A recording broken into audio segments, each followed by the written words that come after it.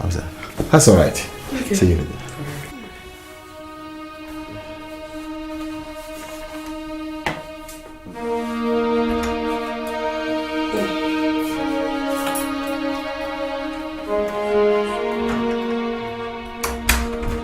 Kathy. Yes, ma'am. How was your night? It wasn't pleasant. Prophetess, it wasn't pleasant at all. You never told me you have a spirit husband.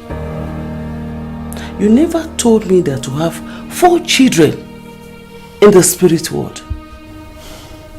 I'm sorry. I never knew how to tell you. But what has my having children in the spirit world got to do with me having children for my earthly husband? You have broken the rule of the game.